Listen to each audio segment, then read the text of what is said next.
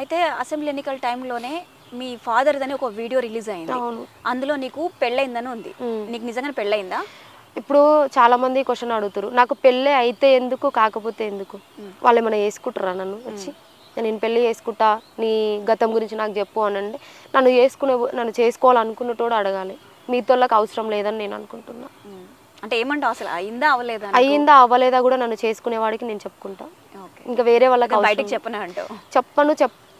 వినాల్సిన అవసరం కూడా ఎవరికి లేదనుకుంటున్నా. ఎందుకంటే ఒక అమ్మాయి అన్నాక పర్సనల్స్ ఇప్పుడు పాలిటిక్స్లో నిల్చున్నారు అంటే వాళ్ళ బ్యాక్గ్రౌండ్ కూడా ఒక్కొక్కసారి చూస్తారు.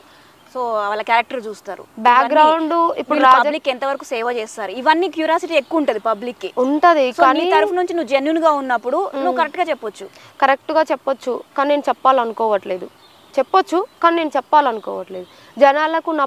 ఇప్పుడు మీ ఫాదర్ చేసిన అలిగేషన్స్ ఏవైతే ఉన్నాయో అవి నిజమా కాదా? అసలు అబద్ధమనే చెప్తున్నా. అందులో కొంచెం నిజం ఉంది, కొంచెం అబద్ధం ఉంది. ఓకే. సో అందులో ఒక 90% అబద్ధం ఉంటే ఒక 10% నిజం ఉంది అందులో. సో నేను ఒకటి చెప్తున్నా ఏంటి అంటే, నేను జనాలకు ఏంతో వచ్చిన, సో ఏం చేయాలని వచ్చిన, అందులో మిస్టేక్స్ ఉంటే నన్ను క్వశ్చన్ చేయండి. ఇప్పుడు మీరు అన్నట్టు రాజకీయంలోకి వచ్చి ఇవన్నీ చూస్తారు. అంత పర్ఫెక్ట్ ఉన్న వాళ్ళు ఎవరో చూపి మరి ఎలాంటి ఎఫెక్ట్. మా డబ్బున్నోళ్ళు వేరు, వాళ్ళు రాజకీయాల్లోకి వచ్చినా ఇవన్నీ వాళ్ళకి అదే డబ్బు ఏం చూడరు.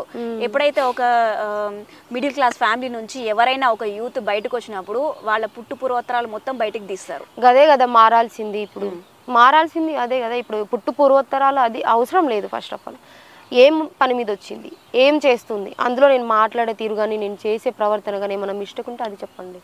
నా పర్సనల్ విషయాలు అనేది ఎవరికి అవసరం లేదు. ఇప్పుడు మరి మీ ఫాదర్ మీతో ఉంటున్నారా? ఆయన ఇప్పుడు ఉండడం ఏంది, ఎప్పటి నుంచో ఉంటలేడు కదా. చిన్నప్పటి నుంచి కూడా మాతో సరిగ్గా ఉండడు. సో అక్కడిక్కడ వెళ్ళిపోవడం, ఎప్పుడు ఆయన గుర్తుకొచ్చినప్పుడు రావడం, వచ్చినప్పుడు గొడవ పెట్టుకోవడం, కొట్టడం, అదే కంటిన్యూగా. అంటే మీ ఫాదర్ మీతో చిన్నప్పటి నుంచి లేరు? చిన్నప్పటి నుంచి లేడు. ఓకే. మా మదరే మమ్మల్ని చూసుకుంటుంది. ఓకే.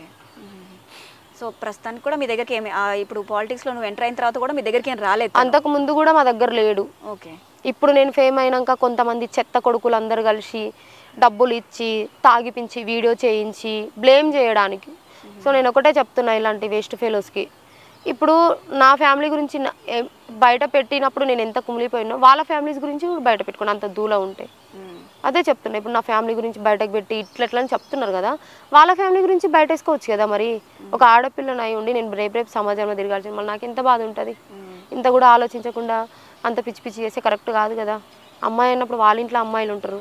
మరి మీ నాన్న ఏం ఆలోచించలేదా వీటి గురించి? ఆయనకు మెంటల్ కండిషన్ సరిగ్గా లేదు కదా. ఇప్పుడు మెంటల్ కండిషన్ సరిగ్గా ఉంటే ఆయన అలా చేసేవాడు కాదు. మెంటల్ కండిషన్ సరిగ్గా లేదు, వెళ్ళిపోయిండు. తనకి తాగడానికి డబ్బులు కావాలి, ఎవరు డబ్బులు ఇస్తే ఏం చేయమన్నా చేస్తాడు ఇప్పుడు. సో అందుకు వెళ్ళిపోయిండు, ఇంకా ఎప్పటి నుంచో వెళ్ళిపోయిండు. ఓకే.